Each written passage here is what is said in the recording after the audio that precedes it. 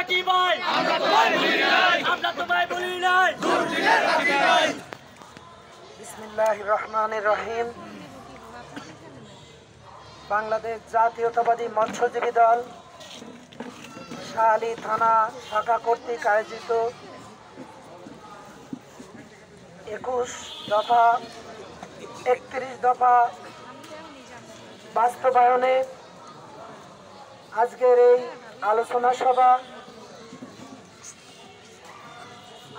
আলোচনা সভায় সভাপতিত্ব করছেন সাইদ ইসলাম এবং অনুষ্ঠানটির পরিচালনায় রয়েছেন বশির আহমেদ, সভাপতি শাহালি থানা জাতীয়তাবাদী মৎস্যজীবী দল। আমার আজকের অনুষ্ঠানের সম্মানিত প্রধান অতিথি আমার শ্রদ্ধেয় বড় ভাই, অত্যন্ত পরিচ্ছন্ন এবং পরিশ্রমী রাজনীতিবিদ, যিনি অবিভক্ত ঢাকার জাতীয়তাবাদী মৎস্যজীবী দলের সাবেক সাংগঠনিক সম্পাদকের দায়িত্ব পালন করে আসছিলেন। ইতিমধ্যে যিনি জাতীয়তাবাদী মৎস্যজীবী দল ঢাকা মহানগর উত্তরের আহ্বায়কের দায়িত্বকে অলংকৃত করেছেন।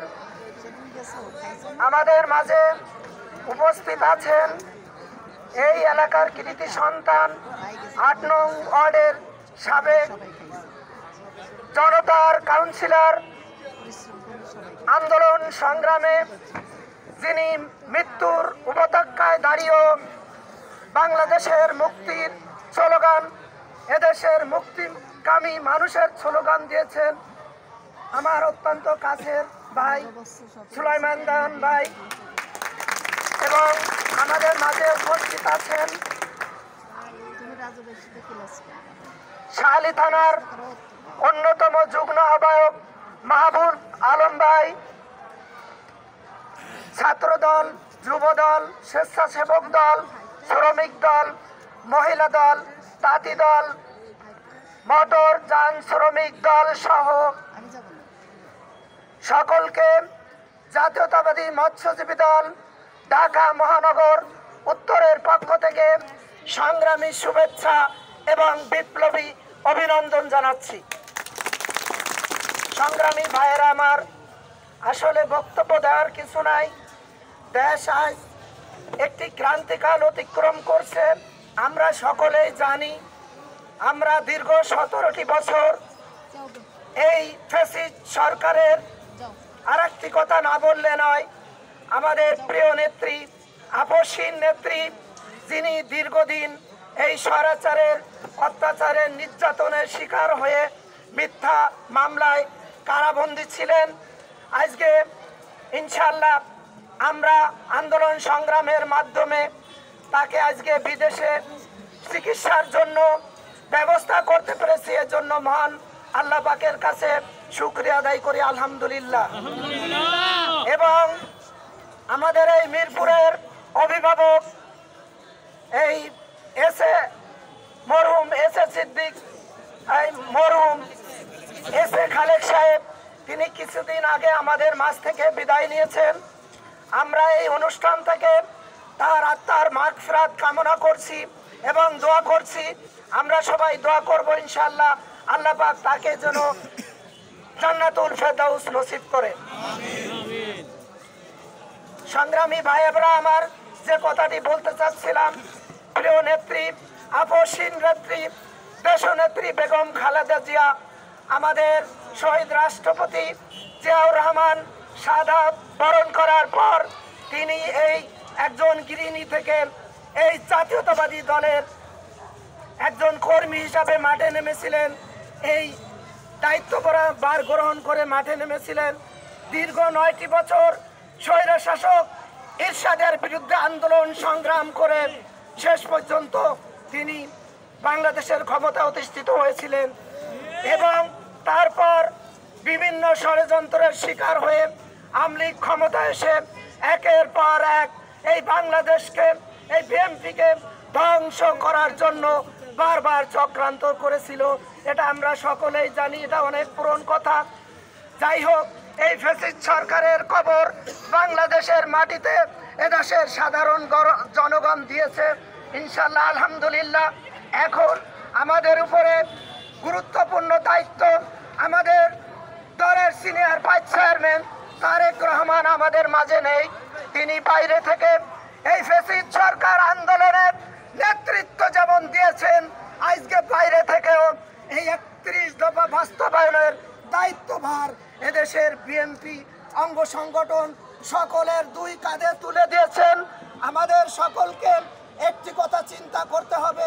বারবার আমাদের ভারপ্রাপ্ত চেয়ারম্যান তারেক রহমান বলেছেন, আপনাদের দুই কাঁধে যে দায়িত্ব দেওয়া হয়েছে, চাঁদাবাজি চলবে না, সন্ত্রাস চলবে না, ফুটপাতে চাঁদাবাজি চলবে না। এদেশের প্রতিটি মানুষের ধারে ধারে 31 দফার দাওয়াতকে পৌঁছে দিতে হবে এবং মানুষের সাথে আত্মার সম্পর্ক গড়ে তুলতে হবে। এখানে অঙ্গ সংগঠনের নেতৃবৃন্দরা রয়েছেন, আমি মৎস্যজীবী দলের রয়েছি। আমরা সকলে এই জিনিসটা ভুলে গেলে চলবে না, চাঁদাবাজি করা যাবে না। অনেকেই ফুটপাত নিয়ে আসি, নিজেদের আখের গুছানোর ধান্দায় আসি, কিন্তু দল এক ক্রান্তিকাল অতিক্রম করছে। আমাদের সজাগ দৃষ্টি রাখতে হবে।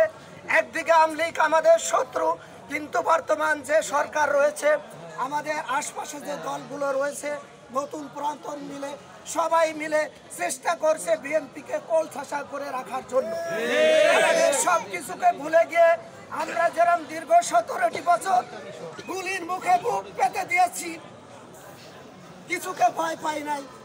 সামনে চোখ কান খোলা রেখে লোককে দূরে ঠেলে দিয়ে আগামীতে বিএনপি কিভাবে ক্ষমতায় আসতে পারে, কিভাবে বিপুল ভোটের জয়লাভ করতে পারে, সেই কল্পে আমাদের এই 31 দফাকে বাস্তবায়ন করার জন্য কাঁধে কাঁধ মিলিয়ে মূল দল আমাদের গার্জিয়ান রয়েছে, মূল দল অঙ্গ সংগঠন সহ আমরা যারা রয়েছি, আমরা কাঁধে কাঁধ মিলিয়ে এই 31 দফাকে বাস্তবায়ন করব, এই আশাবাদ ব্যক্ত করে সকলকে ধন্যবাদ জানিয়ে আমি আমার সংক্ষিপ্ত বক্তব্য এখানেই শেষ করছি।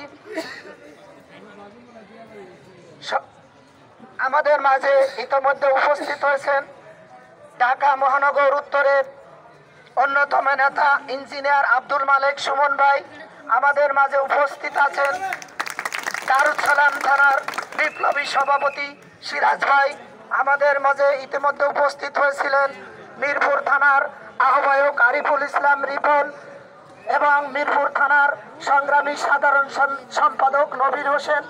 আমাদের মাঝে ইতিমধ্যে উপস্থিত হয়েছিলেন বাংলা কলেজ ছাত্র দলের যুগ্ম সাধারণ সম্পাদক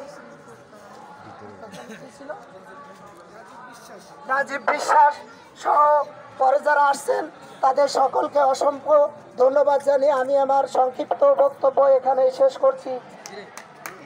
শহীদ জিয়া অমর হোক, খালেদা জিয়া জিন্দাবাদ, তারুণ্যের অহংকার তারেক রহমান জিন্দাবাদ, জাতীয়তাবাদী মৎস্যজীবী দল জিন্দাবাদ। সকলকে ধন্যবাদ। ধন্যবাদ বাকি বিল্লা ভাই আপনাকে আপনার গুরুত্বপূর্ণ বক্তব্য দেওয়ার জন্য।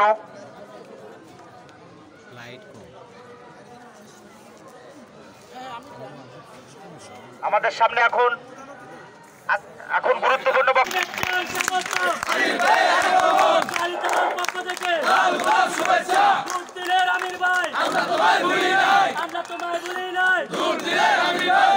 বিসমিল্লাহির রহমানির রহিম।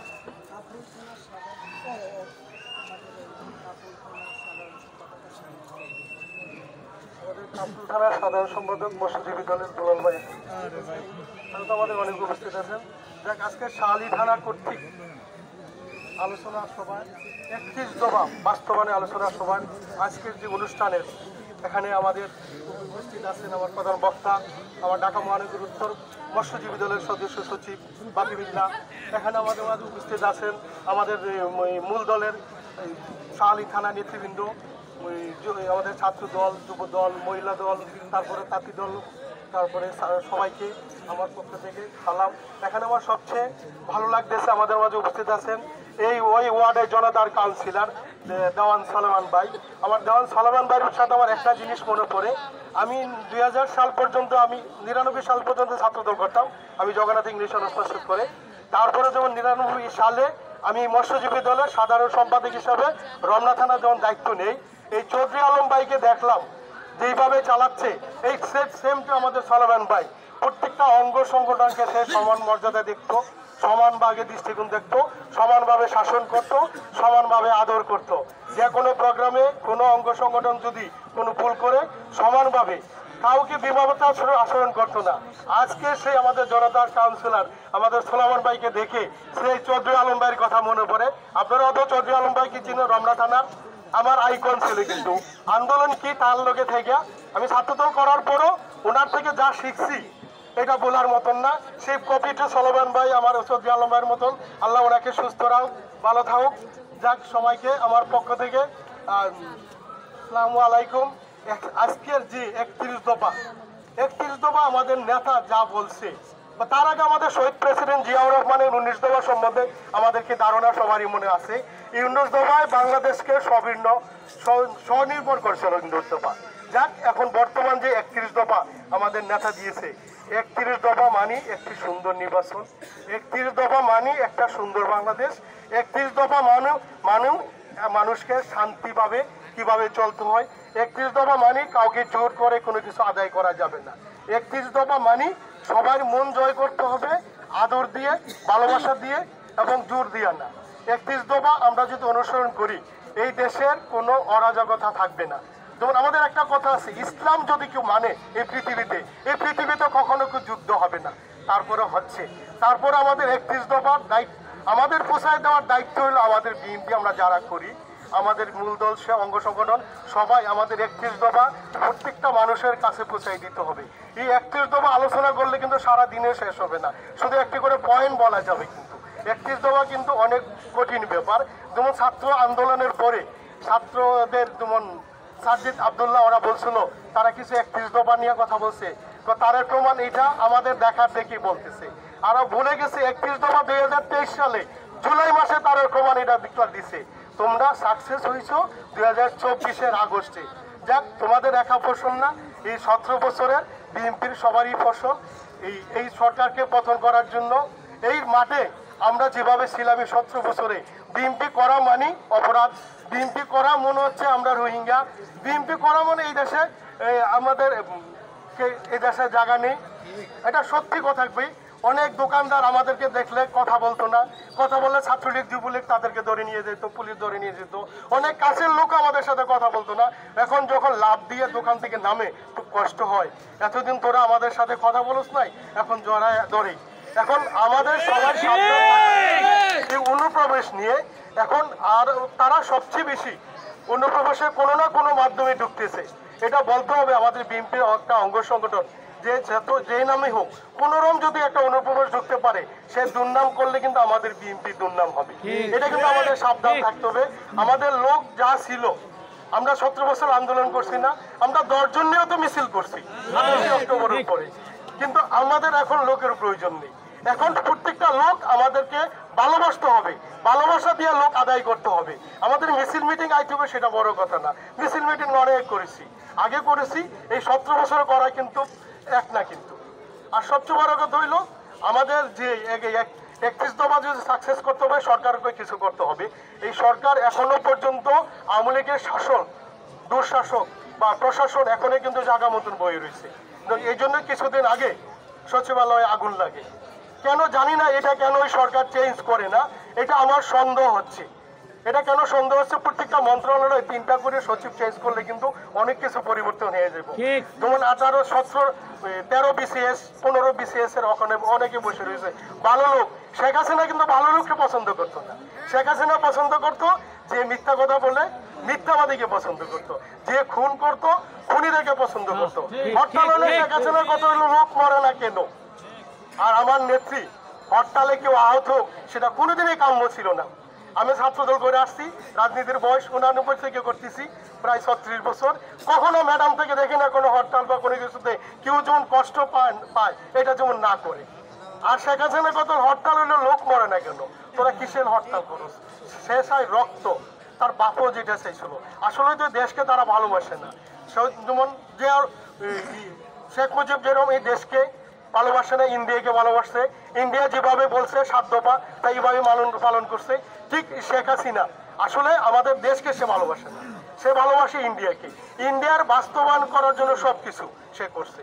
যেমন আমাদের একটা বিদ্যুৎ পাওয়ার প্ল্যান নিয়ে উচ্চগুলি কিন্তু এখনো এই প্রশাসনে আছে। সেখানে ইন্ডিয়া সেম একটা প্রজেক্ট করছে $4 বিলিয়ন। আমরা এই রূপট পাওয়ার বিদ্যুৎ কত $বিলিয়ন? $12 বিলিয়ন। অর্থাৎ 10 টাকার কাজ হইলো 50 টাকা বানাই দিব, 30 টাকা শেখ হাসিনার একেই লাগবে। তা এত টাকা কেন একটা মানুষের প্রয়োজন হয়, কেন এত টাকা দরকার হয়? এই দেশটা তো তোর বাপের, বারবার বলতে দেশটা আমার বাপের। আর দেশটা তোর বাপের হয় কেন? তোর বাপ হয়তো একজন রাজাকার ছিল আমার দৃষ্টিকোণ থেকে। তোর বাপ তো মুক্তিযুদ্ধ ঘোষণা করে নাই, স্বাধীনতা ঘোষণা করে নাই। স্বাধীনতা ঘোষণা করছে আমাদের প্রিয় প্রেসিডেন্ট, শহীদ প্রেসিডেন্ট জিয়াউর রহমান। উনি একজন মেজর, উনি তো কোনো আওয়ামী লীগের নেতৃবৃন্দ ছিল না। তোরা এতজন সংসদ সদস্য, দুই দেশপ্রেমিক, এই পৃথিবীতে ইতিহাস ঘাটলে দেখা যায় কখনো দলনেতা যদি যুদ্ধ করতে চায় আত্মসমর্পণ করে না। শেখ মুজিব কিন্তু সবার আগে তার ব্যাগ গুছিয়ে রাখছে। সে যুদ্ধ করলে কিন্তু সে 32 নম্বর থাকতো না, সে পালিয়ে যেত। কিন্তু পালিয়ে গিয়ে তার স্বাধীনতা ঘোষণা করতো। সে কিন্তু স্বাধীনতা ঘোষণা করে নাই। এই সত্যি কথাটুকু শেখ হাসিনা বলতে পারে না, আওয়ামী লীগও বলতে পারে না। Most of the Awami League, অধিকাংশ আওয়ামী লীগের লোকই তাদের ওই শেখ হাসিনা যেটা বললে সেইটিও তাদের কাছে হইলো কোরআনের বাণীর মতন। শেখ হাসিনা যদি বলে সূর্য পশ্চিম দিকে উঠছে, ওরা বলে হ্যাঁ সূর্য পশ্চিম দিকে। মানে শেখ হাসিনা যা বলে মানে ওরা তাই করবে। কারণ আমরা গর্ববোধ করি এরকম একটা দল করি, এবং হাতের দ্বারা জিয়াউর রহমান হাতের করা। উনি যেমন 11টা অঙ্গ সংগঠন করছে, 11টা অঙ্গ সংগঠনকে দেখে আওয়ামী লীগ অনেকগুলো অঙ্গ সংগঠন এখনো করতেছে। যেমন স্বেচ্ছাসেবক লীগ আমাকে স্বেচ্ছাসেবক দল করে দেখে করছে, মৎস্যজীবী লীগ আমাদেরকে দেখে করছে, মহিলা লীগ আমাদেরকে, তারা বলো পুরানো দল আওয়ামী লীগ, পুরানো দল লিখব। এই বিএনপিকে অনুসরণ করা তোদের গঠনতন্ত্র সাজাইছো। আমাদের 11টা অঙ্গ সংগঠন তোরা আনতে আনতে সেটাকে তোরা কয়টা করছো? 8টা করছো। তুই বিএনপিকে অনুসরণ করস, আর সবচেয়ে পুরানো দল তোদের। যাক, তোদের নিয়ে সমালোচনা করার মতো মেন্টালিটি আমাদের কেউ নাই। তোরা তো মানুষ না, তোরা অমানুষের সাথে কম্পেয়ার করে তোর করা যায়। আর একটা জিনিস কথা, এই সরকারের উদ্দেশ্য আমি আরো একটা কথা বলতে যাচ্ছি। কেন জানি না সরকার এখনো ইউনিয়ন পরিষদগুলি ভাঙতেছে না কেন? প্রত্যেকটা ইউনিয়ন পরিষদ কিন্তু আওয়ামী লীগের নিজস্ব লোক, প্রত্যেকটা নেতা কর্মী, প্রত্যেকটা ইউনিয়ন পরিষদের মেম্বাররা তার নিজস্ব লোক। এই সরকার এটা ভাঙতে চাচ্ছে না কেন আমি জানি না। এটা কোনো বাজে উদ্দেশ্য আছে আমার ব্যক্তিগত তা না হলে সবার আগে তো ইউনিয়ন পরিষদ ভাঙা উচিত। আবার শুনতেছি স্থানীয় গভর্নমেন্ট আগে দিয়ে দিতে হবে। তুমি ইউনিয়ন পরিষদে ভাঙো নাই, আবার স্থানীয় গভর্নমেন্ট দিয়ে দিবে।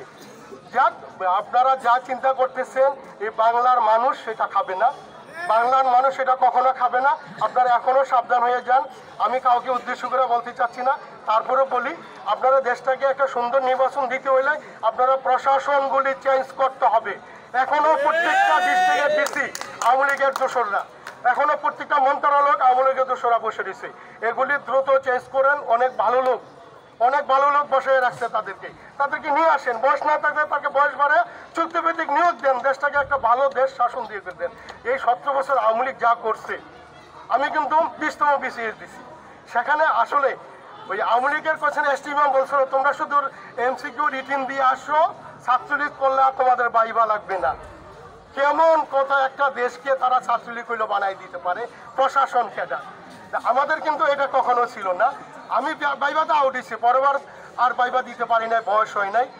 আমরা তখন আমার নেত্রী কিভাবে চালাচ্ছে, মেধাবীগুলি আনছে।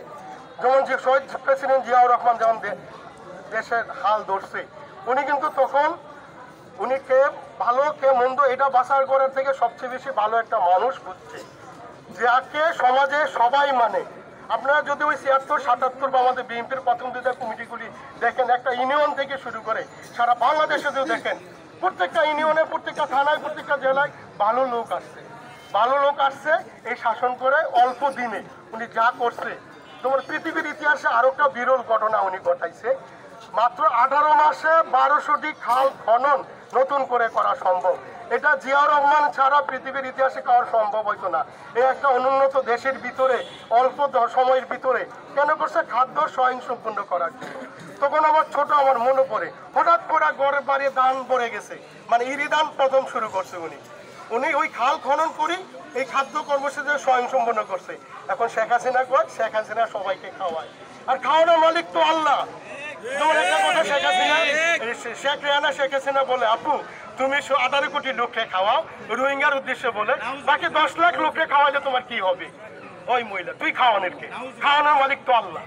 তুই যা করছো এই দেশটাকে, এখন কেন জানি না আওয়ামী লীগ দেখলে মাথা নষ্ট হয়ে যায়। এটা আমার না, সাধারণ জনগণের। এটা ওরা যে কাজগুলি করছে এই কাজগুলি কাজের মতন না, এটা হলো অকাজ করছে। যাক, আপনাদের অনেকে খুব কষ্ট করে বসছেন, অনেকে দাঁড়াইছেন, আমি আর কাউকে কষ্ট দিতে চাচ্ছি না। আমাদের একটি দাবি, 31 দফা সবার ঘরে ঘরে পৌঁছাইতে হবে। এটা হলো আমাদের মেন দায়িত্ব। আমরা যারা বিএনপি করি, বিএনপির দায়িত্ব, আমরা ভালো কাজটা করলেই ভালো কাজটাই সবাই বলবে। আর আমাদের একটা জিনিস, আমাদের বিএনপির নাম বেছে অনেকে চাঁদাবাজি করে, কিন্তু এটা আমাদের বিকেয়ারফুল থাকতে হবে। কেউ চাঁদাবাজি করলে তাকে থানায় ইনফরমেশন দিতে হবে, নতুবা আমাদের মতন এই সুলেমান ভাইয়ের মতন লোক তাহলে তার কাছে লিস্ট দেবে, অমুক জায়গায় অমুকে চাঁদাবাজি করতেছে। চাঁদাবাজি করতে আমরা দিব না। আমরা এখন কিছু কথা গেলে আমরা প্রশাসনকে জানাই দিতে হবে। যাক, সবাইকে ধৈর্য ধরে বসার জন্য আমার পক্ষ থেকে সবাইকে ধন্যবাদ। বাংলাদেশ জিন্দাবাদ, বাংলাদেশ জাতীয়তাবাদী দল জিন্দাবাদ, বাংলাদেশ মৎস্যজীবী দল জিন্দাবাদ, শহীদ জিয়া অমরক, খালেদা জিয়া জিন্দাবাদ, তারেক রহমান জিন্দাবাদ, বাংলাদেশ জিন্দাবাদ।